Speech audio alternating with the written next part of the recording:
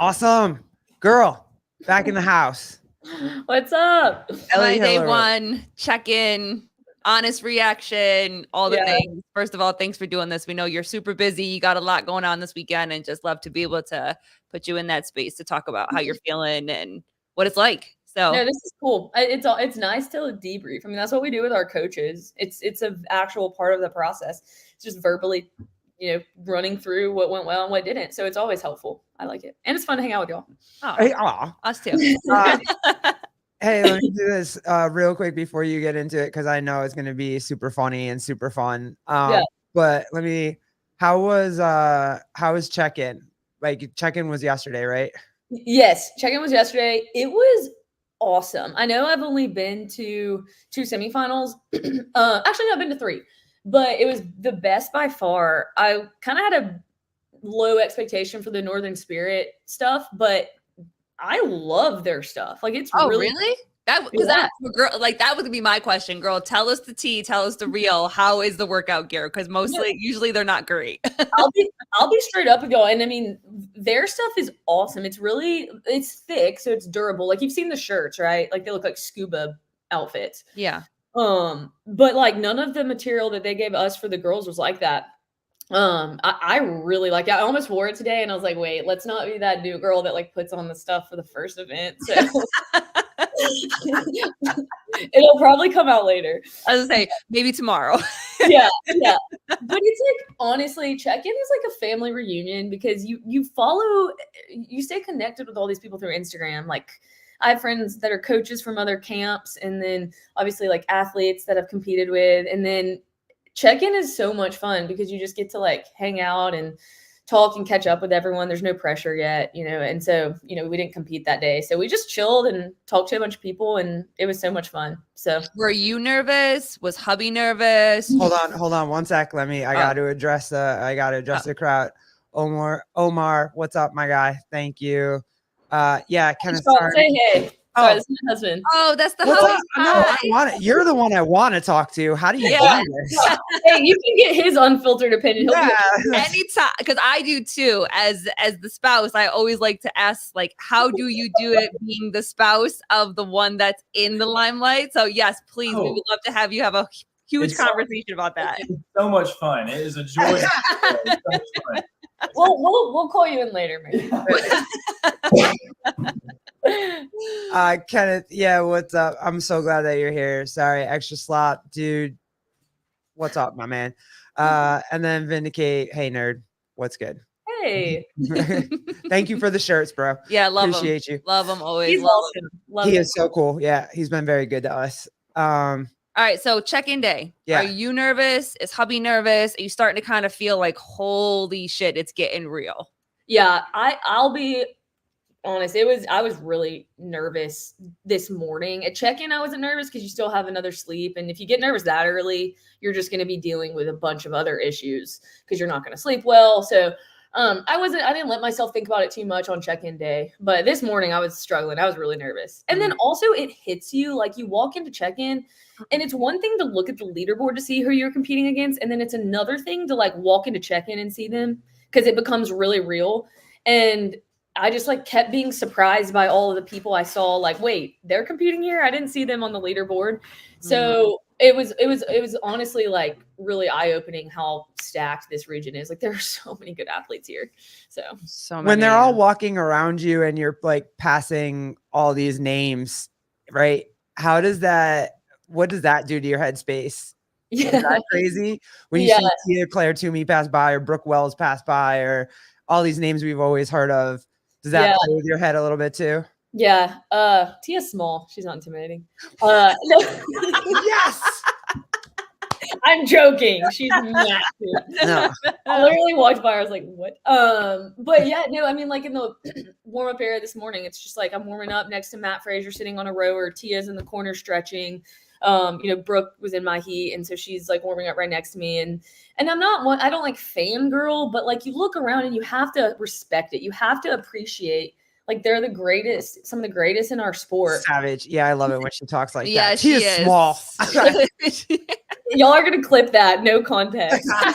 And just that part, not the other part. Yeah, who's this girl? We won't put in the you have to respect that because that'll take away from the clip. Right. But Yeah, no, so it's like really cool because you see them all over Instagram, and then it's just like being down there with them was awesome. So, But you also admire them and respect them for their craft and what they do. And for so long, you've seen them on the big screen and, you have aspired and seen what they do and how great they are. And so seeing them in person, is this the first time that you've seen most of the big names in person? And when you walked by them, are you eyes down, don't look at me, or are you hey, but keep it moving? Like, how do you move past people? I'm like pretty chill and nonchalant. I try not to like fangirl because honestly, I'm just like they probably find that so annoying. But I'll make eye contact and smile. Like after my heat, like I told Brooke, great job, like she crushed it. But yeah, I don't really. I just kind of act like chill. I'm like I'm not gonna say anything. So, but it's funny too. I guess we'll get into this in a second. But it gives you so much respect too for how fit these people are. Because like this workout was supposed to be really good for me. And yeah, I had my own issues. Like we'll get into that later. But I mean, like, first of all, no one told me Brooke Wells was such a good runner. I legitimately had no clue. I thought she was a sprinter. And so I was like, oh shoot, like she's a weightlifter. And then it's just like, no, like, man, these girls are just so fit. And like Tia's time and Haley and all these other people, it's like they beat most of the guys. Truly. yeah, they did. Like Tia literally, I think, beat all but like 2, like Roman and Jeff, which is absolutely insane. Did you see Sevon and them and John and all them? They picked you for this workout. They're like, oh, she's upper echelon. She's yeah. And I was like, oh my God, don't put pressure on her. Don't put pressure on her. Yeah, I did see that. Awesome. And honestly, it didn't get in my head or anything because I knew on paper this is a really good workout for me. So I was kind of like, yeah, sweet. People see that too. But yeah, I just didn't. I really struggled to pace it. And it's just it opened my eyes. I was talking to my coach too. Like training really hard is not the same as competing. Like you can be training in almost touching the sun, but that level of hard doesn't even touch when you're in competition because so much of like competition is masked by adrenaline. So you feel fine. Like I felt fine until round 4. And then all of a sudden I'm failing clean and jerks. And I'm like, what? So like saying your name. Uh-huh. Every time you came in from a run, they're like, yep, Ellie Hiller, right behind Brooke Wells. Yep, Ellie Hiller, right behind Brooke Wells. And we were like, yes, let's go, girl. Let's go. Yeah, the setup was weird because like, I mean, I know everyone's talked about this ad nauseum, but you think you have no clue where you are. And so I didn't know if she was way on the other end. So we were like facing each other. And like when we ran out together, or I was a little ahead of her after the first round, I was like, am I ahead or behind? I had no idea. So it was hard to know. Did she kind of trap you? Did you not know she was you just said you didn't know she was as fast as she is. Did she kind of trap you like, oh, she's gonna fall off. She'll eventually fall off. And yeah. So and I'll tell you about the course in a second and how it was set up because that really made a difference. But there was a girl right next to me in lane 15, Carolyn Klutz, and we're good friends. And we talked before, and I was like, all right, she's an amazing runner. I think someone else Brian Friend picked her as like a sleeper pick for that workout. Okay. And so I was like, all right, we're going to go out together and let's just like draft off each other until maybe like round 4 or 5. And I was like right behind her. So she got out the door first. And she literally yells at me within probably 25 meters of the first run, like screams at me. She's like, Ellie, this is not the pace you said we're smart at. And I was like in my mind, I was like, no, this is like chill, like we'll slow down. So I didn't slow down. And then like she probably thought I was on the pace we were supposed to be at after I didn't slow down. And so she ended up like beating me at the end on the clean and jerks. But at the end, she came up to me and she was like, you screwed us so bad. She was like, because like I both think we both could have done a lot better if I had not started out that hot. But she was like, she was cool about it, but so upset. I was like, I'm sorry. That is hysterical. Yeah, that's great to That have is somebody so like that funny. next to you. And then also I also love that part of CrossFit. And I think that is, what's up, Corey? I think that's almost the missing piece that we don't hear a lot about, is that there is so much friendship in it, whether you like you were saying, whether you know somebody, you've admired them from afar, on Instagram or whatever, or you have someone like this girl that was next to you where you guys are fighting for the same thing, and she's still like, let's do it together. Let's fight for this together. And I think it's a nice breath of fresh air to hear that, versus just being like, yeah, I'm fighting for a spot. We're both fighting for the same thing, but we can also support the people and respect the women that are around me, So it's really cool to hear that, because you don't hear that a lot of times. Yeah. And you have your people though. Like there's certain people. There was one person I was told, I was kind of trying to get a feel off who to pace off of in my heat. And I was told not to pace off a specific person, like a reputable source. They were like, do not pace off this person. You're going to be so much faster. So I didn't. And this person ended up like getting top 10, like amazing time. And so I was kind of like, was that like and it's fine. Maybe, I mean, I definitely imploded. So maybe that was part of it, but I was kind of like, was that sneaky? I don't know. And so it's not, I don't think it was like, was it a run pace that would have been easy for you, or was it a run pace that would have been crazy fast for you? Like the person that I was not that person, was she like, it was presented as if this person was going to do terrible on this workout. And I kind of had my thoughts. I was like, I don't think they're going to do terrible, but it was just interesting because it was like the coach that had told my coach.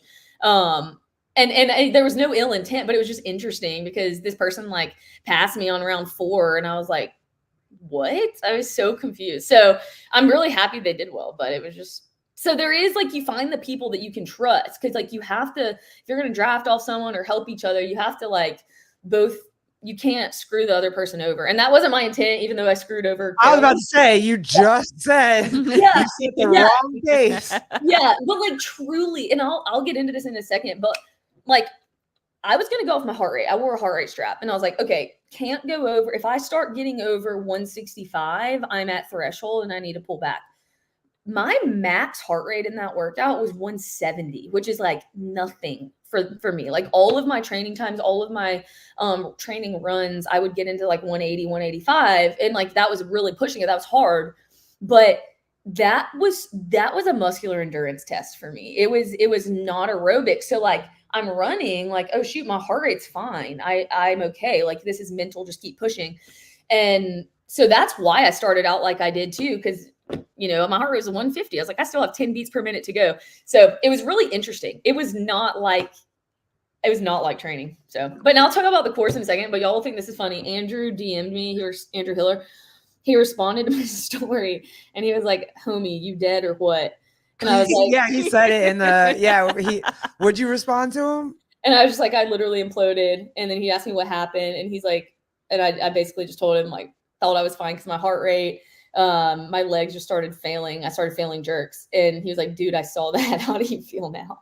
But he was just like, literally was like, are you dead? I was like, did it look that bad on the live stream? Yeah, I kind of did. You looked so strong coming in the first 3 runs. And then it just kind of, I was thinking she's okay on the 4th one. Yeah. She's okay. Also, and then you weren't okay.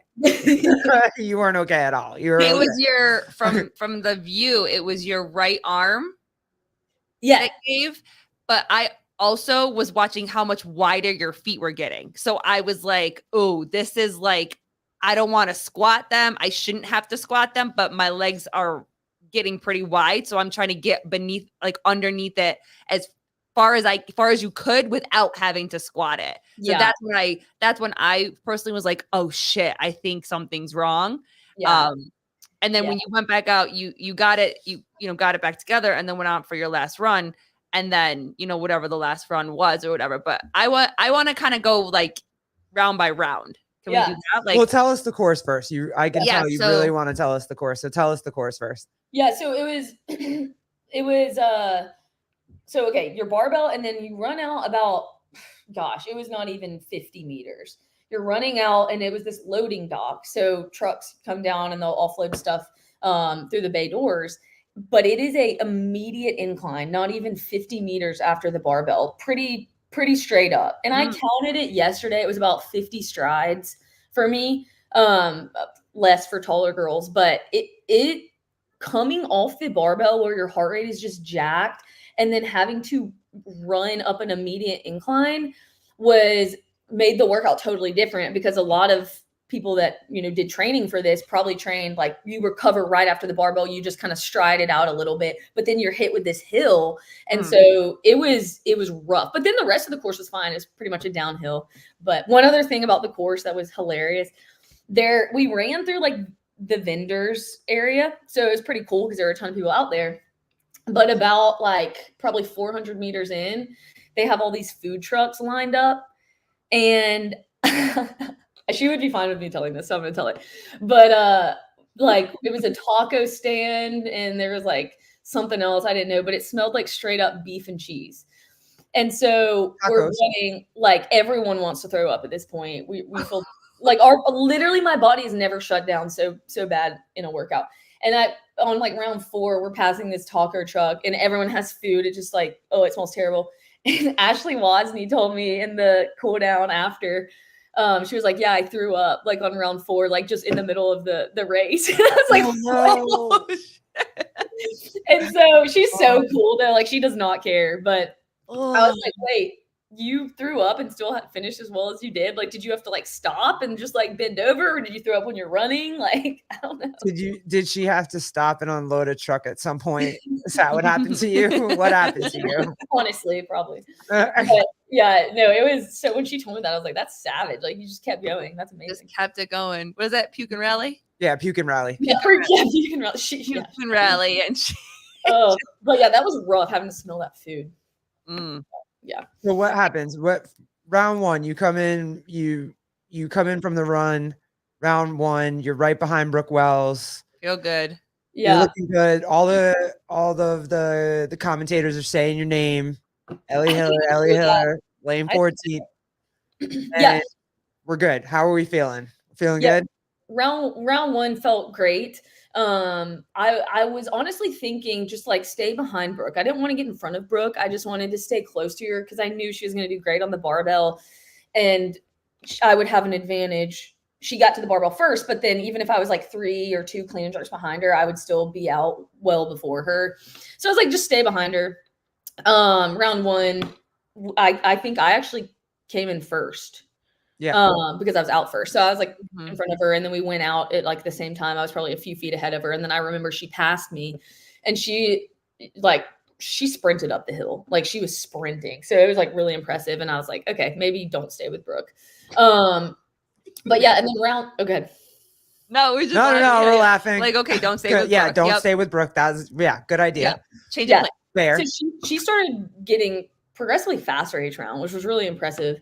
And I could see her in round 2, like I was probably like 50 meters behind her. But then after the barbell on round 2, she was gone. So I was like, okay, I think I'm second in the heat. Just hold on to second.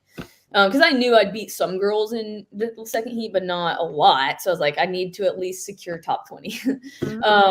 And then round 3, after the clean and jerks was the first round, I dropped the barbell and kind of like walked out. I took like a few steps of like, I didn't actually walk, but I felt like I was walking. And I was like, oh shoot, like this is not good. It's round 3. And that's your legs now? That's what your legs are? It was all my legs. Yeah. And like what people don't think about is like, okay, the clean and jerk, you're essentially dipping like 4 times. Cause like off the ground, you have to catch the clean and dip.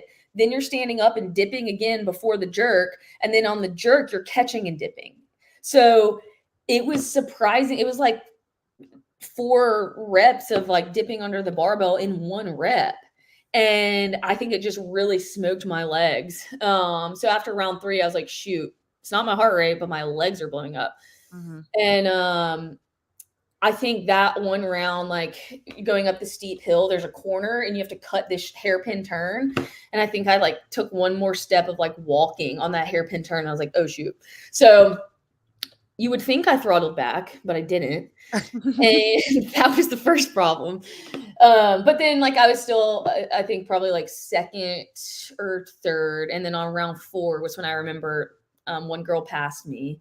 And then I started like, I got in my head a little bit. I was like, oh no, like getting past is demoralizing, especially when you're first out the door. So in your head, are you thinking I'm about to blow up? Do you know you're about to blow up? Or sorry, I'm laughing at Trish's comment. oh yeah, no, I wanted to bring that up, but I didn't want to. Okay, good. So that's not gonna get you. Trish, the dish. I love Mrs. Hiller's smoky eye look. I pulled that same look off in the late 80s. Such a gorgeous woman. Similar to Matthew. Trish, if you want to know how hard I went in that workout, I think, can you see I popped a blood vessel in my eye? Oh Yes. no. Yep. Yes. How do you do that? That's only on like handstand walks. I genuinely was like, how do I pop a blood vessel in my eye on running and clean and jerks? But yeah, so smoky eye with a little bit of a hematoma. Pop blood vessel. Yeah. What was I saying? What were you asking? No, do you know that you're about to implode? Is it in your mind? To be honest with you, I rarely like implode in workouts, so I didn't really know that I was going to. I just knew like this is when it counts. Like trust your fitness. Mentally, I was like just push through mentally. And I think I my coach phrased it like this. He's like, you can't let your fitness be a band-aid for bad pacing, because I do have a really great aerobic base. Like I really do. And I think I relied on it a little too much, honestly. Like you still have to be smart. So round 4, I came in and the barbell started to really hurt.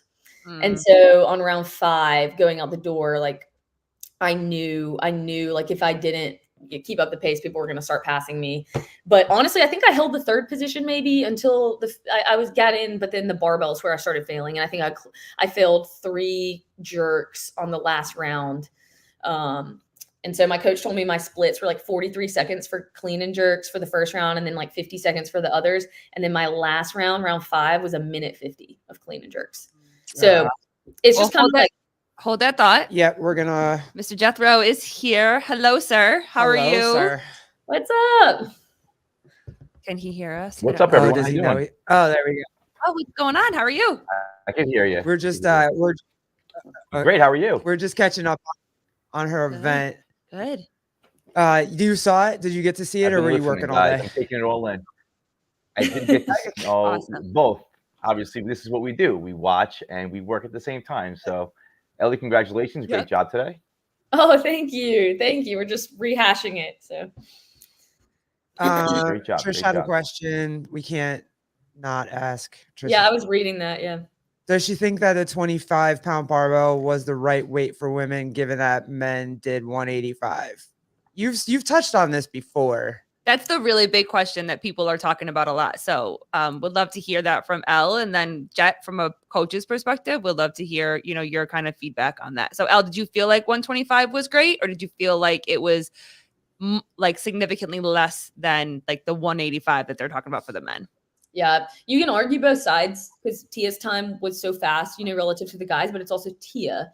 I mean, you could argue the 135. I could see that, but based on just how the workout felt for a lot of girls that I talk to that are way stronger than me, it just would. I think it would be less fun to watch at 135. Like the workout is not going to be any. I think it's more effective with the 125 barbell because you saw how hard people had to push, knowing the run mattered a lot. And like people were falling over barbells. Like Carolyn Prevost fell over her barbell. I thought she like passed out. Anna Greer like was not okay. Yeah. And they're both like really strong athletes. So my take is that I think it made it a more effective workout, honestly, with a little bit of a lighter workout barbell and touch and go at the end. So I just wonder, I wonder if the stimulus, maybe Jet, you could speak to this, is the same for men and like the women when they did the workout today. Do you think it was a little bit more muscular endurance, and for the men it was more aerobic because of the weight, or like did they have to push harder on the run because you know what I mean, like that kind of that opposite, you know what I'm saying? Like does it make it a different stimulus workout for the women to only have 125 and the men to have 185?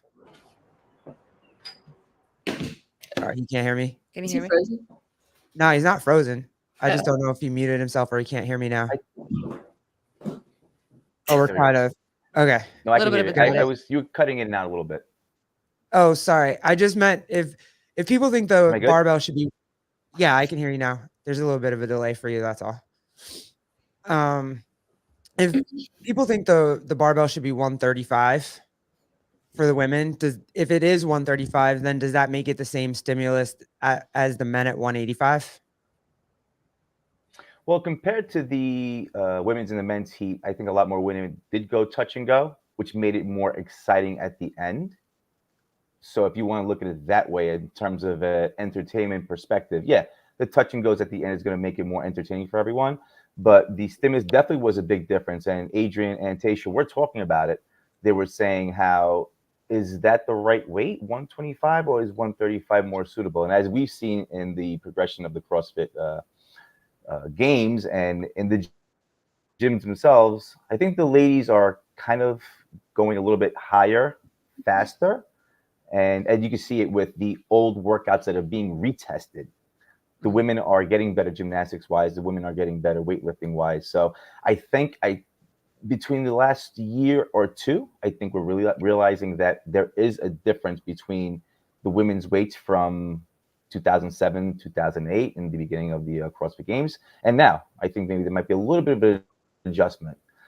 They've progressed on the level where, yeah, I think it should be a little bit heavier. The comparison with the gymnastics is still something where the ring muscle ups are appropriate. The bar muscle ups are a little bit different.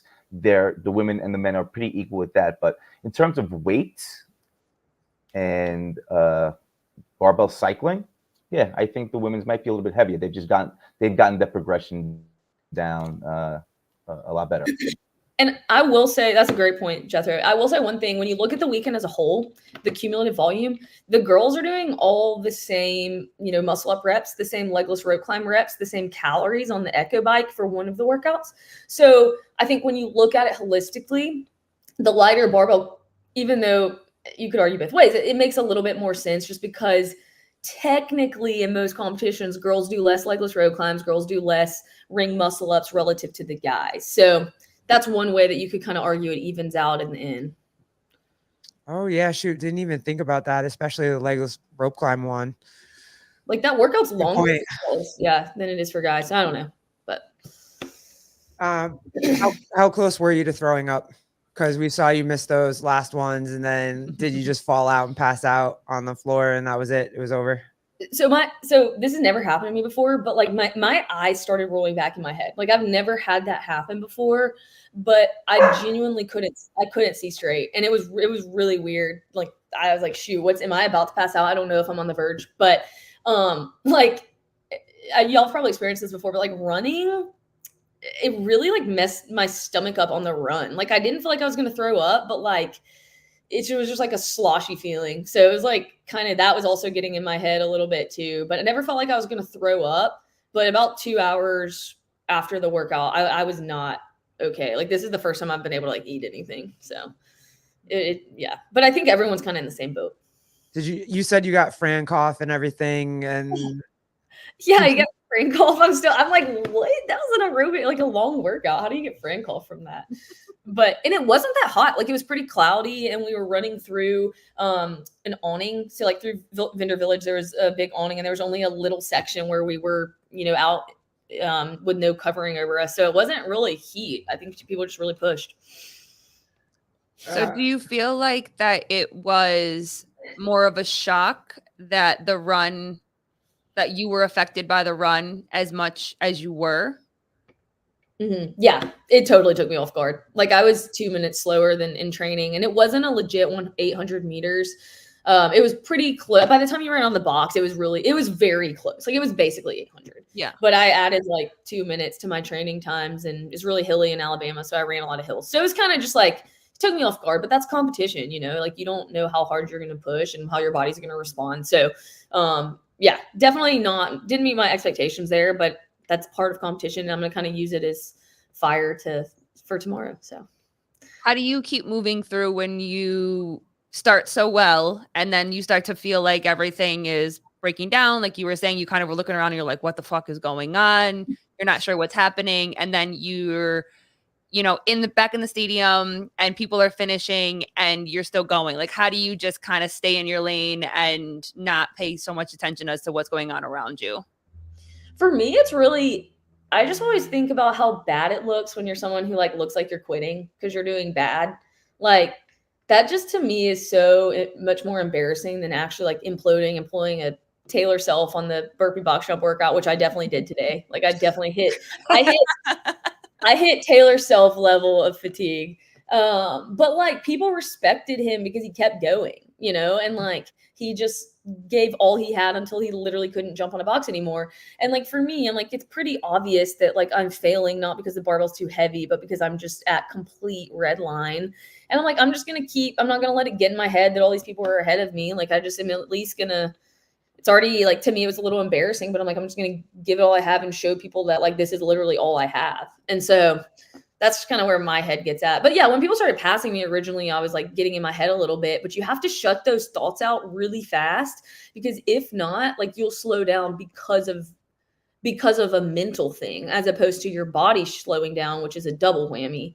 Like you don't want to slow down because you're being mentally weak and upset that you just got passed. Like just figure it out and keep going, you know? Do you feel like that you do that in your training too? Or do you feel like, I mean, obviously you were saying before, competition and training are not the same thing. Your adrenaline's pumping, there's more people involved, there's a lot of stuff going on. How do you train that to kind of get where you're able to do that in the field? Or do you feel like it's just experience? You just kind of have to do the reps and get there and keep performing the best you can and get in these big stages like this? Yeah, it's a good question, because I tested this workout with people that are really fit, but they shortened the run a little bit, and they were like only doing a few of the clean, like they weren't doing all the clean and jerks, and it started making me really mad that they were beating me, and it was like really frustrating. And I remember like thinking like, do they know they're not doing all the reps? Like this is so annoying. And then like I literally remember thinking on the run, when I started letting that get in my head, it's like, no, this is like a great opportunity to practice like the frustration I'm going to feel if someone passes me on a run, which is what happened. And so, yeah, to a certain extent, I do try to simulate that in training. And like if my grip breaks on a ring muscle up, for example, which it happens a lot, I try not always to go replace my grip, because are you going to be able to do that in competition? No. So just figure it out with one hand with a grip and one hand not. And I think it really helps, because then nothing really surprises you that much in competition. So it doesn't always go to plan, but I try to practice it a little. So, yeah, Jet, you got Ellie, anything real for quick, when you practiced this and you did the workouts, did you go straight through and actually did the entire workout, or did you do it piecemeal? this workout I tested fully one time. Is that what you're asking? So when you did test it, did you fail any of the clean and jerks? Heck no. The clean and no. Like I wasn't even close to failing. That's what's so weird about it. Yeah, so my question is, comparatively to the other field, what I was watching, is it Caroline Klutz? Is that who it was next to you? Yeah, she's the one I was going to pace off of. Or that we were. Sorry for the delay. And you guys are right next to each other. So, okay, cool. So what I saw is rounds 1, 2, and 3, you were steady. Every single clean and jerk was the same pace. Round 4, what you were doing is you were letting the barbell settle, and then you picked it up. Rounds 1, 2, and 3, you were reaching down as it was still bouncing and getting that. Then I realized in round 5, that's when you started to fail a little bit. What do you think made you fail those? Because when you said you were in training, it wasn't the weight. Was it the run? And maybe since it was a little bit shorter, you wanted to come out a little bit hotter. Do you think it was the fatigue with the weight and the conditions? What do you think it was? Was it the run? Or was it the weight? Or was it keeping up with Carolyn? Yeah, to be honest, I didn't really look at where everyone else was on the barbell, because that's like half a second of you wasting time, honestly, on a movement that you can't really waste a lot of time on. So I think it was a combination of like 5 hill sprints and then pushing the run too hot too early. But then also too, like, I don't know if y'all saw, but a lot of girls were like locking out really quick and dumping it. And then some girls, like I think I did this a lot, they were locking it out and holding it, waiting for their judge to say good rep. And my judge was awesome. And I like when they tell me good rep. just because you're not gonna like get any no reps. But like I was kind of like holding it at the top, waiting for him to kind of give me the signal. Whereas some girls like genuinely just like threw it up, and it almost looks like a no rep. And like even my husband and some other people brought it up. They're like, yeah, some girls are just not waiting at all. So that was interesting too, because I think that has a cumulative effect as well. It's just a little bit more tiring. I'm curious for both you and Jethro. Yeah, well, Travis may have said it. Gotcha. Go ahead, Jet. So Travis had talked about it once before. He was talking about ring muscle ups. When you actually hold the position up at the top to show you have control, just like they're supposed to do, or what you're supposed to do in a ring muscle up. Now, today with the clean and jerk, you hold it for an extra second. That's 50 seconds of fatigue on yourself, which adds up. So if you do have someone that's dumping it, which I did see in the workout today, there were a good number of athletes who were dumping the barbell. I mean, that's something that has to be talked about in the standards. But good on you for doing it with the lockout, holding it and showing the control, and making sure that your umpire didn't give you a no rep, because especially towards that 4th and 5th round, when you were failing a little bit, it's going to be super costly. So yeah. And the judging is pretty. Sorry, to cut you off. The judging is pretty tight here. Like I think they're really upping the ante compared to past years. You've just seen a lot of like Colton got some no reps that looked like good reps, and on the floor it's always different. But I went into this thinking that just expecting them to be more strict, and so making sure I don't gamble that much. I'm kind of curious for both of you guys. How do you feel about the human element or the human error of judging? Colleen and I were talking about this today, and having the judges call on the floor just stand. So in CrossFit, there's no way to really time out the workout and be, oh, I'm going to go, video review this right now. You can't do that in CrossFit. That's not a thing you can do. Every other sport, if they allow video review, you can time out, video review, TV timeout, whatever. CrossFit, you can't do that. But then they will go back on certain occasions and look and give you a video review score. And then some instances they want. So would you guys both be okay with the judge's word just being the final word on the floor, and whatever human error comes with that is what it is? Like Danny Spiegel's muscle ups, or, that year that Cara Saunders didn't finish the last 3 squats, or because that judge was like, you finished, go. She went, but then everybody's like, she didn't finish. So would you be okay if that, well, her judge was wrong, there was human error, so we can't go back and look, or Danny Spiegel's reps were horrible, so we can't go back and look, or, you know what I'm saying? Either way, whether it's good or bad for the athlete. I don't know if you want to answer first, Jethro. Yeah, go ahead, Jet. Yeah, sure. So, I mean, my basketball coach, he had said, don't leave it in the ref's hands. So unless you are doing proper movement, it's in your hands to make sure that you don't get a no rep, to make sure that the movement is proper, and to make sure that you're getting it done. Now, when you leave it in the ref's hands, you have any kind of variable. So what you want to do, it's kind of like when you're coaching a class and you're kind of like doing front squat progressions or like a clean progression. If you have 2 lines going from the front and the back to the gym, you can kind of see everyone as they're moving, what one person is doing a fault. That person is doing something wrong, so you have to go correct them. It's something where if it's a muscle up or it's a clean and jerk, if it looks off, it probably is off. So you need to have that type of training in your training regimen, that you should go for proper movement. Because if you let it go and you just start dumping barbells in the training, and you're not locking out everything for your muscle ups or your bar muscle ups or squatting to depth, you're leaving it into the judge's hands. And if you leave it into the judge's hands, then that's on you. Because I know for a fact that I tell my athletes, don't let me no rep you, because you should have your proper movement. Mm-hmm. So in that case, Garrett, I think as though the call on the floor is the call on the floor, unless it's something egregious or the timing problem, then it's a reviewable offense. Yeah.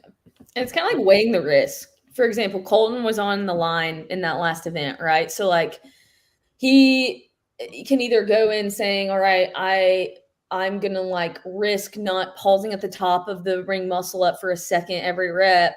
And, you know, like someone alluded to with Cara, like it's faster that way, even though his reps looked good to me. It's like you have to sometimes take a risk of like, all right, he's already on the line. Like, does he need a really good score to get in? Are you going to ride the standard a little bit closer and just hope your judge doesn't really look nitty gritty and no rep you? I mean, it's tough because I think you kind of got to look at what your goals are and where you are in the standings. And, you know, like, you know, for me with like getting another no rep by not locking out fully and pausing at the top would have been really costly. So I'm like, I'm just going to lock it out and be sure that I get the rep. Same thing for like a max lift, right? You're not going to really risk because you're not going to benefit much if you skirt the rep. You're just going to get a no rep. So I guess you kind of have to look at it that way. But I think that after the post-interview video thing just causes more problems than it creates, because then everyone's going to be appealing. People are going to be mad. Like, how do you know that? Like, I know someone from West Coast Classic, Brandon Luckett, got a no rep on a legless rope climb, right? Then he went back up, did it again after he got his appeal granted. And I think they only gave him like 5 seconds back. And I mean, legless rope climbs, like you could argue that you need more or less time. And it's just like, it causes a lot of problems because it's an arbitrary, how much time do you give a person back on a legless rope climb, right? So I thought it was interesting. It's a cool conversation because we always say this sport is so young, so new. It's evolving all the time. And unlike every other sport, the events change every time. mm-hmm. Basketball is just basketball. Football game is just a football game. These events change every go round, every year, every time. And I don't know. It's going to be curious. Part of me wants to be like just whatever the judges call is on the floor, it's the judge's call. And if you get burned by it, you get burned by it. If you get away with it, like fouls in basketball or whatever, then you get away with it. And it's human error. Look at baseball. The worst umpire on the planet just retired and everybody was like, oh my God, thank God. You know what I mean? Because you just knew you were going to get screwed in those games. Yeah. So it's human error. And I think it's part of every sport and you're going to have it, but just for CrossFit, because you can't be in the middle of a legless rope climb workout and be like, oh, timeout. I don't think they touched the top of the thing. Let's go to video review. So, but no, I was just curious what you both thought because you're the athlete and Jethro's he's my kind of coach. He's my kind of coach. So. He's my kind of coach. Because I, you know, when I was coaching CrossFit too, it's the same thing. Like, you know, we preach. Go ahead, Bob, you can read that. Yeah, Corey Leonard, Pat Sherwood had the best comment about Cara that year on the doc. Cara Webb didn't do all the reps. Well, it's faster if you don't. True story. Yes, he did. You know, CrossFit talks about this standard and that we're supposed to hold the standard of each movement. So as a coach, it like Jet's saying, like, it's my job to give you the steps to create to do the movements to the standards as to which they're written. So if you do those progressions and you train your body what it feels like, and we work on that kind of stuff, then there should be no doubt that you're always doing those movements to the standard or whatever. Obviously, in a faster setting like these semis and the games or whatever, my thought and question always is, are we actually getting a representation of the standards and the times reflected with those standards? Because you do have, like you guys were saying, the pop-up. Are you really locking out to full extension? Are you showing full extension? Are you actually dropping down to the bottom of a squat, coming up to that full hip extension? At the top of the rings, are you actually over all the way and extending all the way up at the top? So like, are we actually getting the true times of what these movements can produce? Because not everybody is doing them to standard because they're racing a time.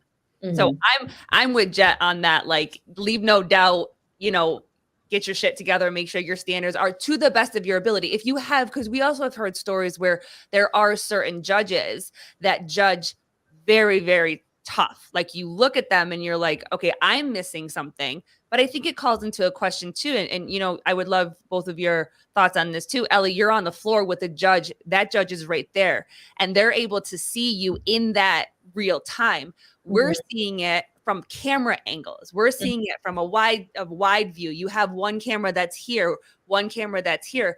We're not actually able to see like in real time the way that a judge on the floor does. Do you feel like that makes a difference to a completed rep, a real rep, a standard rep because of the angle views? I feel like we saw that a lot with the open. So Elle, do you feel like that's like makes a big part of this too? For sure. Most of the time it's to the benefit of everyone involved, for the coach, for the judge on the floor to be able to make the best possible call. But sometimes it's not. Like I know with legless rope climbs, they stand behind you. What if I touch the beam on the other side? Like that happened to me at Atlas Games and I got no reps when I touched it, but he's over here and I touched on the other side of the beam. So like he can't see it. Obviously we went back and looked at the video and it's like clearly I touched, but he should have the call on the floor. So most of the time it's to the benefit of the judge on the floor. And it's just like these athletes are moving so fast too. So you have to give them a little grace. Like truly, when we can go back and rewind on a video, like, yeah, you can see she's not, or even an Instagram reel, maybe someone's not hitting perfectly below parallel, but it's really hard when they're moving at the speed of light. Like, so I think they should just have the final call, and yeah, that it is what it is. That's part of the fun, honestly, and the drama of it, unfortunately. What about you, Jet? You think the judges on the floor should just have final call, and when we go back and look at instant replay, we're just gonna have to be pissed about it and moan and groan? Yeah, it's tough because I know Dave says it a lot, and we're still very much in our infancy of the sport. It's been about 20 years, and we're comparing it to the four majors, football, baseball, basketball, hockey, where those are specific rules and specific plays that we have looked at over and over again throughout the year. And these are movements and not points. For hockey, you score a goal, and for baseball, you score a run, and for football, you score a touchdown. And those are clear-cut things, unless you're in the end zone and you can go back and you can look at it. Those are correctable. In the field of play for CrossFit, it's way different. You're constantly moving and you're on a clock, and that clock doesn't stop at all. So you have all these baseball with innings, timeouts. Football, basketball, they were all timeouts, but there's no timeouts in basketball, baseball, football. So what you have to do is you have to remember that's where we're at in this sport. Unless something changes, is what I have to live with, and I'll stick with my idea of you got to leave it in your hands, not in the hands of the refs, and just make sure you're doing your reps properly and get it done. Real quick, Ellie, I have a question for you, Ellie. Yeah, no, go do it. Do you have a sweat rag when you're working out? Do you have a towel? Is that what it was? Because I've never seen, in my memory, in semis or the games, someone with an actual towel with them.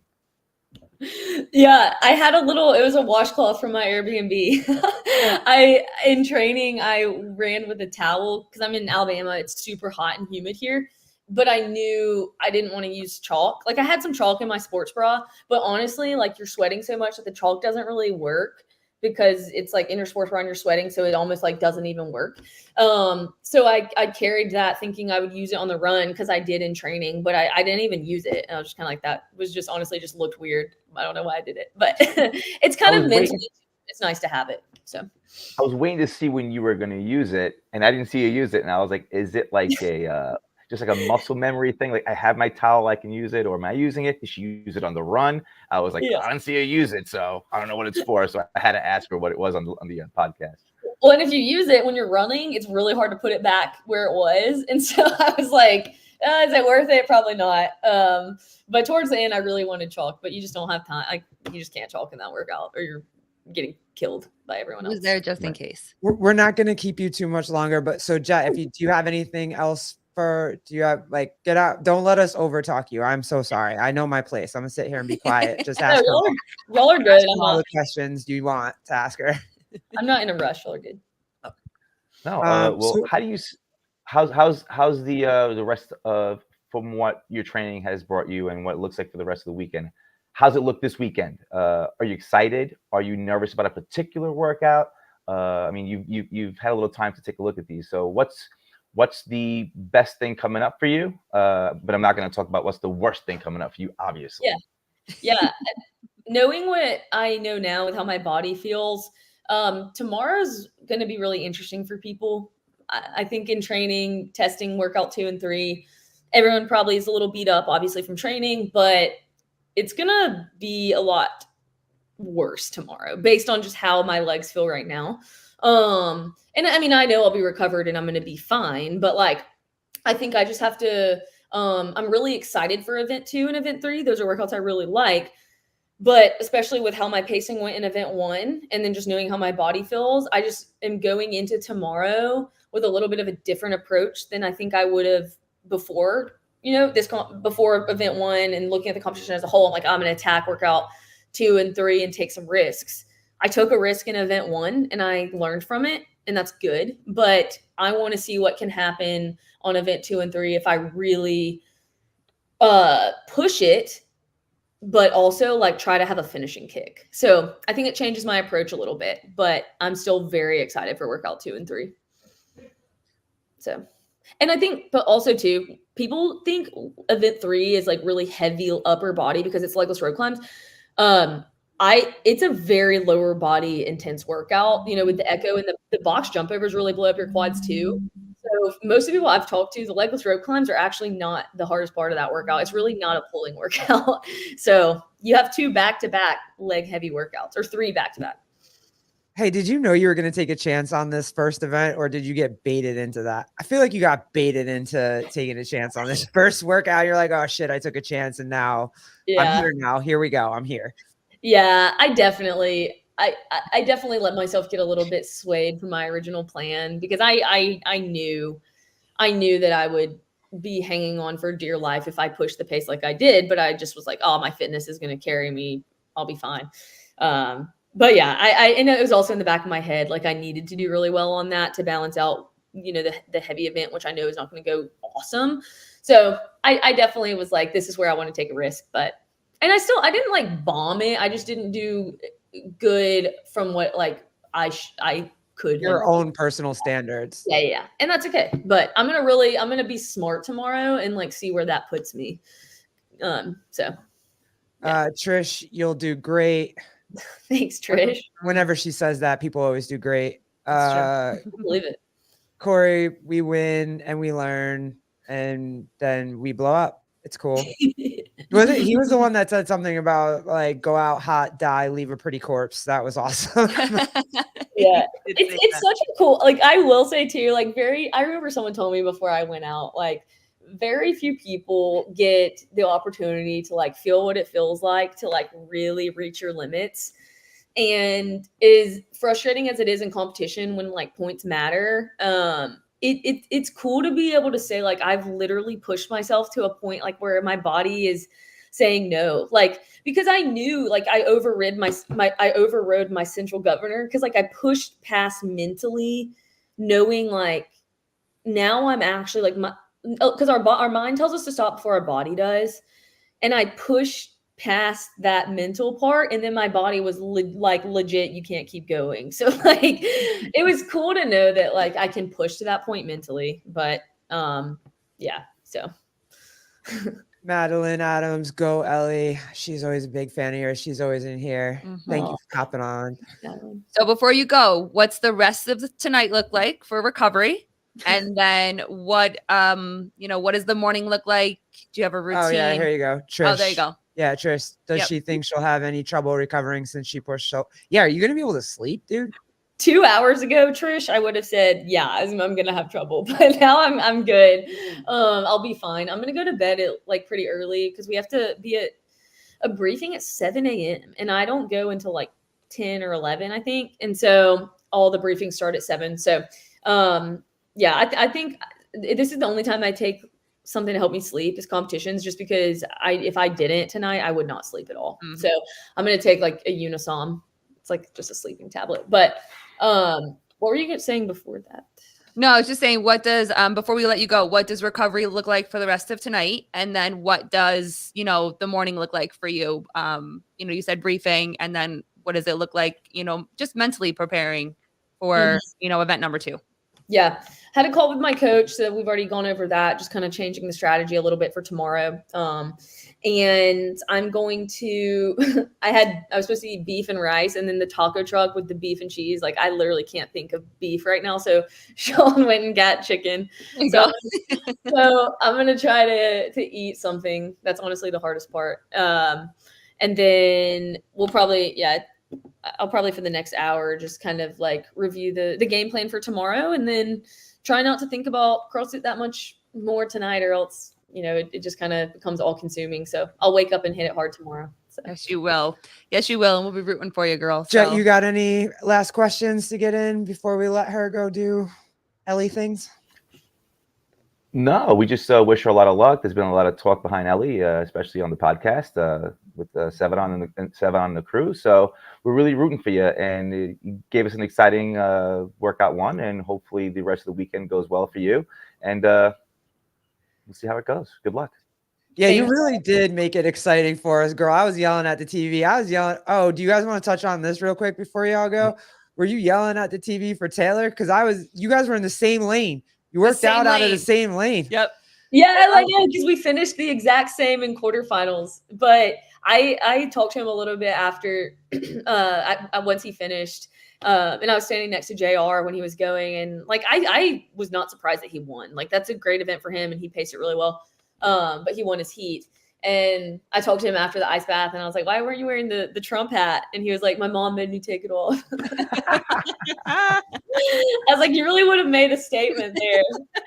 But it was so funny. I was like, hey, Taylor doesn't listen to anyone, but he listens to his mom, apparently. He's a mama's boy. Good man. So yeah, he crushed it. I was stoked for him. Adrian Bosman was standing next to JR, and I was standing there, and he looked really impressed with Taylor. So yeah, he crushed it. It was cool. And they mentioned Kill Taylor on the broadcast a lot. Adrian Conway. Yeah, they were talking about Kill Taylor a lot on the really? broadcast. Yep. Yeah. Dang. It was fire. Adrian Conway. It was so good. I hope he makes it. He's so entertaining. He's so entertaining. He's got to make it. He just brings. That's a good way to put it. Entertaining.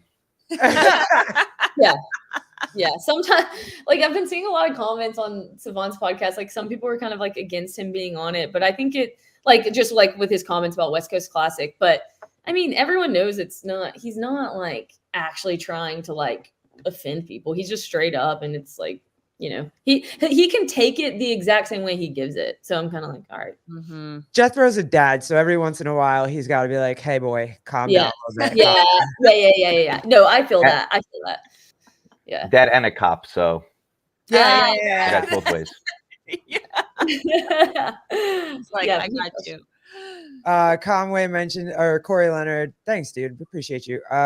Conway mentioned it because Conway is a hell of a human being. He really is, dude. Yeah. He really is. He's a cool person. He's awesome. And then extra slop. I did the Kill Taylor workout a bit ago. Been sitting here licking my wounds. That's why we don't do them. Did anyone beat him last week or this week? No. That's so impressive. He did that workout too. I think he did it the day before competition. That's crazy. This week, did you see this, Jethro? This week, a lot of people just stopped in the middle of the workout and they were like, "Oh hell no, I'm not gonna be." Really? Yeah, bro. Oh, I wish I had a drag rope, I would have thrown my hat in the ring. But I don't have a drag rope, so I'm out. Ellie, are you ever after semis, if you have time and you're messing around this summer in the hot sun, you think you're gonna try to kill Taylor? There's one workout I've beaten Taylor in, and it was a Crash Crucible, and it was swimming and GHDs. And so that pool was behind him. And I told him yesterday when I saw him, I was like, are you scared to do a swimming workout? Because I'll beat you. And he laughed, and that's my one shot is if it's GHDs and swimming. But I think I really liked it. Burpees and drag rope, I think I would have done. That's a really good workout for me. And he and I are pretty similar on. I mean, he's really fast at burpees, obviously, but that's my best movement. So I think that would have been my shot, and I missed it because I didn't want to do it the day before competition. Maybe he'll buck up and do a swimming or GHD workout, and I'll do it. So we'll clip that and put that out there so that you can, I beat him by 1 second. Make a challenge to Taylor about, buck up. Put it out there for sure. I'm fine with that. And then if Kenneth the Lap is still in here, no, I will not be clipping the Lauren Khalil one where we talked girl talk at the end of it. If you want to, we will not be clipping that. That will not be there. Jake Chapman, I freaking saw you in the CrossFit podcast causing hell again in the comments. That shit was funny. What was it about Google? Fun fact about Google. Randomly. So, yeah, it was just funny. I see you out there, Jake Chapman. That chat was god awful. Oh, the CrossFit podcast chat. Oh my goodness. I had to take it off the television because it was just, you can tell who follows CrossFit and who doesn't follow CrossFit for real. What's with this stream? Where are the people? It's like, I had to shut it off. Yeah, go away. Okay, the stadium was full too. I mean, like, I will have to give them that. They might not have looked it on the live stream, but a ton of people were outside because there's a community event going on, and they have a whole rig with lanes, and it's like a big thing. There were so many people outside, and then when I was at least doing my event, it felt like it was pretty filled out. I don't know what the live stream looked like, but it definitely is better than West Coast Classics attendance. So. Good. Well, it's the East Coast. We have nothing. And also we don't have any sports team. Like Tennessee doesn't have any sports teams happening right now. The Titans don't start till September. There's nothing for them else to go do. So And I mean, I don't know. I would have went if I could, but I'm in the heart of my season. Jethro knows how horrible the island is right now until September. So every morning I watch the news reports and there's always traffic out by you at like 5:30 in the morning. I'm like, how is the traffic out there? It's crazy. Horrible. It's crazy. It's insane how much traffic is out here. And this year we think it's going to be probably the worst year yet. And that's why it's starting to move a little bit. Like it used to be like 6 and 7. Now it's starting to get 5:30. And then I think it's just going to be getting worse and worse and worse. So let's let her go. If you want to hang out and chat for a while, that's fine. But Ellie Hiller, I'm sorry. I love you to death, but you have a bedtime. You have to go to bed. You have to hang out with your husband. You have to unwind, get in a nice bath, whatever it is. Go do it. And we'll see you tomorrow. So y'all are awesome. I'll see y'all tomorrow. We get done pretty late tomorrow, so I'll late as in like 5, but I'll text y'all once I'm done. Let just text us. All right, cool. Thanks, guys. Nice to meet you, Ellie. Bye. Hi, Ellie. Nice meeting you. Dude, real quick before we go. Oh, she's so fun. She's so cool. Coolest kid ever. Well, one thing I wanted to ask you, when we were talking about like the standards and stuff like that, do you feel like that is also part of the conversation of the sport of CrossFit versus the methodology of CrossFit, and how there's that argument that they're not the same? Because in the methodology, you know, we have the coaches like you and I that are very strict on the standard, but talking from the games perspective of pushing the pace and always riding that line, and it's all about the race and that kind of stuff. Do you feel like that could be part of the conversation of splitting the two, and it would be better for CrossFit? I have members who have no idea what the CrossFit Games are. They don't even know who Rich Froning or Matt Fraser or Tia Claire Toomey are, and there are some who do. But it's more towards the not knowing. So when I'm coaching classes, there are people who I recognize as high-level competitive athletes who are looking to advance in semifinals, or the people who are just trying to stay fit for longevity and vitality. So I think it's been talked about a lot on the podcast. Maybe there should be some delineation between the methodology and what we have in the gyms and what we have in sport, because they're two totally different things.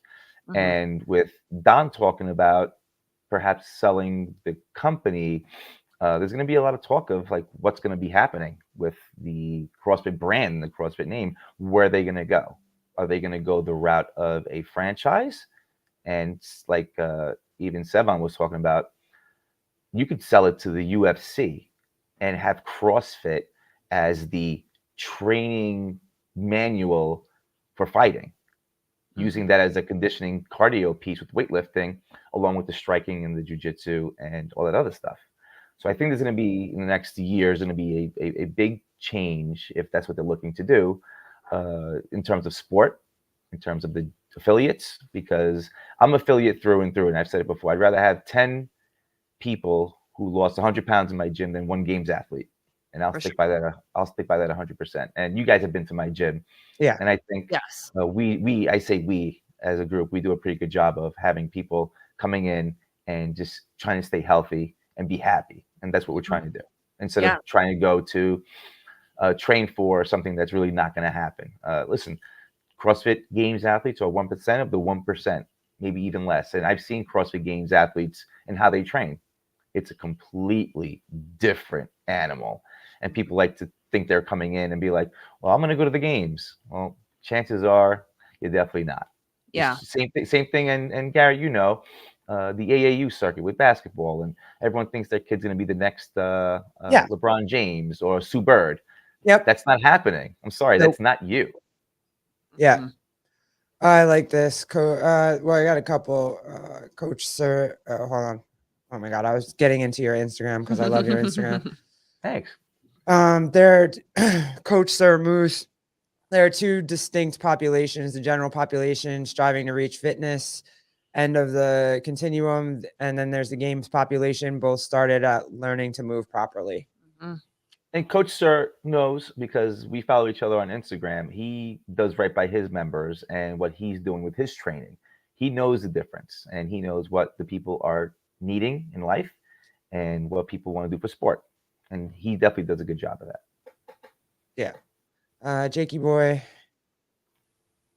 The time when Sevi was at CrossFit, the sport helped promote the affiliates. It doesn't anymore. That's one thing he struggles to see. The media should be based on the affiliates. That's how I got into an affiliate. Was I saw behind the scenes, and I was like, "Oh, cool, Mhm. that looks fun. I'm gonna go." Didn't think I was going to the games, but I definitely wanted to be able to do pull-ups and try to handstand walk and whatnot. So, And whatever you're doing to try to get yourself better with fitness and health, if it's CrossFit, it's CrossFit. If it's boxing, it's boxing. As long as you're doing something. But I think there's a lot of people. Jason Ackerman just posted his Instagram post. If every affiliate had 200 members, there's still people to help out. Oh yeah. That's what I think we forget. Plenty of people should be doing it, but you have to market the correct way. My way is, CrossFit's a little hard, and CrossFit is not for everyone, but it's for anyone. And I think anyone can come in and really make a difference with their lives. And they're going to have to, work hard at it, because nothing that's worth getting is easy. Yeah. My son's here. My son's passed out right now on the couch over here. He trains 3 days a week and 1 day on the weekend for dance, and he does high level dance. And it's something where he's 15 years old, but he looks like to have a career in this. And he's working very hard now. Yeah. So if you want it, you got to work hard and get at it.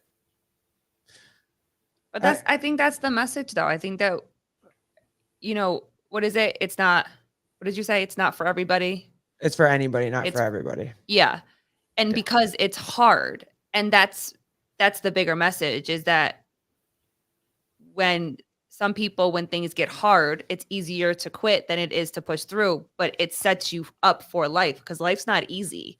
And if you're willing to put the work in, to stay healthy, to stay fit, to work on yourself, then that's just going to flow into every other aspect of your life, to get through those hard times. Do you feel like that message is being lost because there is this big stigma, I guess you could say, that CrossFit's dangerous, that it's unsafe, that people get hurt, or putting so much emphasis on the sport and seeing what some people will be like, wow, that's insane what they're doing, it's unsafe. Do you feel like that is kind of sending a mixed message to get more people into affiliates and into CrossFit? You hit the two nails on the heads. It's what CrossFit HQ is trying to do is get more affiliates and get more members so they can make more money. More affiliates, they'll get the $4,500. They got to make their money somehow, and that's also through level 1 certifications and other certs. But I still get it. People come to my gym as prospective members or new, and they say, well, I heard CrossFit's dangerous and this is what we're doing. Well, they're getting the wrong message. You know what's dangerous?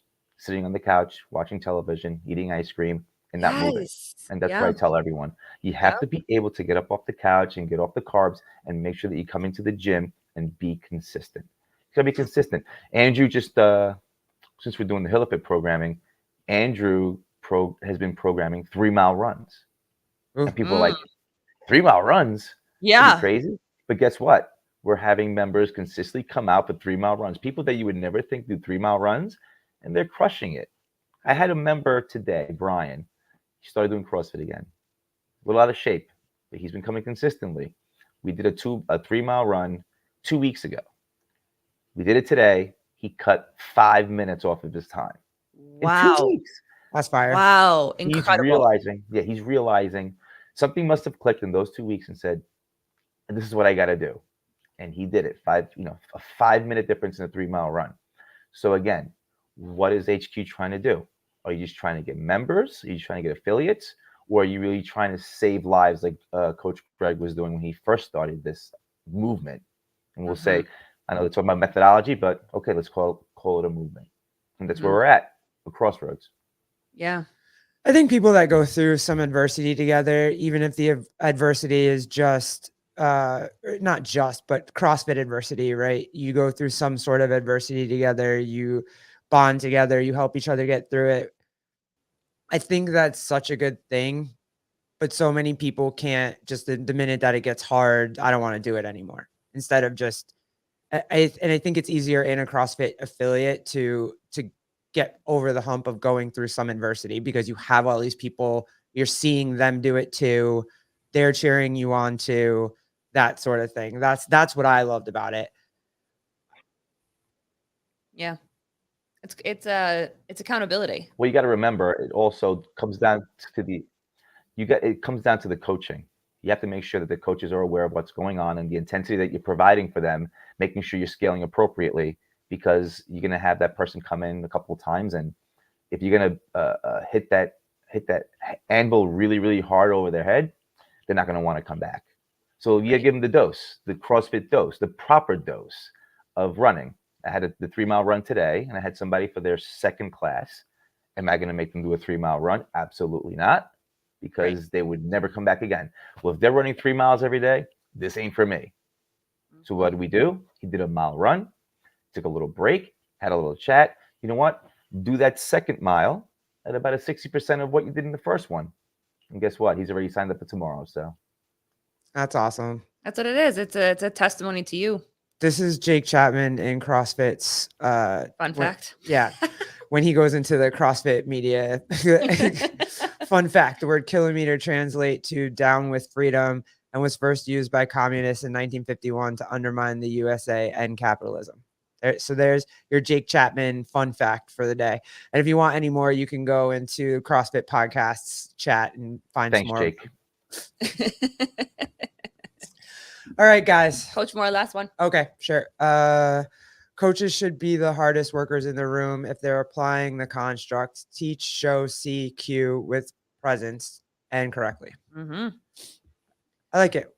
Well, we'll that's end on you. that note. That's you to a T. And it is you to a T. Mm-hmm. For sure. The atmosphere in your gym is coaching. Yeah, you coach 3 classes in a row, and you should be tired after that because you're constantly thinking, constantly moving, constantly thinking, whoa, what's this person going to do? What's that person going to do? How are we going to scale this? Yep. What weight is going to be that? It's a process, but that's why we're here. So yeah, and you care because you in a group class. I always say a group class is great and a coach is phenomenal if every single person in that group class feels that they almost had a one-on-one with that coach. And watching you walk around very much reminds myself of when I used to coach, and then the coach that trained me that I grew up, my mentor and whatever. And that's what a coach is. You make everybody in that room feel seen, feel heard, have a place, and it's pretty cool. And I wish you were closer because I would be in that gym every day. I know. With you. Jeez, of course you can coach. Of course you could coach. Not a problem. All right, guys. We are going to have Ellie Hiller on for the rest of the weekend after each day. Jet, I will send you the link. And when she lets me know what's happening, and if you want to pop on, you're always welcome to pop on. Appreciate you very much. And then we got Ariel Lowen on Monday. I'll put that thumbnail up too. So that's going to be fun. Very And cool lady. we're How are gonna you guys getting Ariel Lowen, Ellie Hiller? What's all my going wife. on? That's all my wife. Moms Unite, or I don't know. That one. Oh, that no. Yeah. No, Listen, that one. Pedro just started telling me to slide in people's DMs. So Yep. I'm doing what I was told not to do when I was 18, and I'm just sliding in people's DMs. Like, I don't know. Good for you. Good That's for you. it. That's it. And we're actually gonna have Trish from Babylon CrossFit. She's gonna I come was just going to say, you should get Trish from Babylon CrossFit on. She's coming on Tuesday. Yeah. So I actually, real quick, I actually connected with Trish when I was working in my old CrossFit gym because I was doing a mommy program, and she came in for a drop in, and we connected. And I went up to her gym, and we were kind of starting to. This was before she started her fitness through motherhood. We were kind of in the very beginning of talking about doing something, but it's the same thing with her. She's so far away, and I'm that person that if I'm going to commit to something, I want to commit to it wholeheartedly, 100% and whatever. And you guys are just both just so far away. But I'm so happy for her. I want to, connect with her and see and, just share what she's doing and, how she's making, changes in mothers' lives. And it's really, really cool. I'm not sliding into people's denims. I said DMs. On that note, Calm Jake Chapman, down, homie. goodbye. Jump ship. Yeah. Just slide on in. It works. I see that. Okay. All right, guys. All right. On that note, thank you so much, Jet. And thanks for having me. hop Really on all appreciate it. weekend Thank if you want to. yeah, Thank you're you. always That was you're awesome. always welcome to Yeah. come hang out with Got us. got a plan tomorrow. A couple of things going on, but if I can hop on, I will definitely hop on. Thank you very much for having me. Absolutely. Awesome. We always love your perspective, and we'll come see you very soon. Promise. So, Thanks. Come on down. All right. All right, bye, guys. Clinton things. We out. Bye.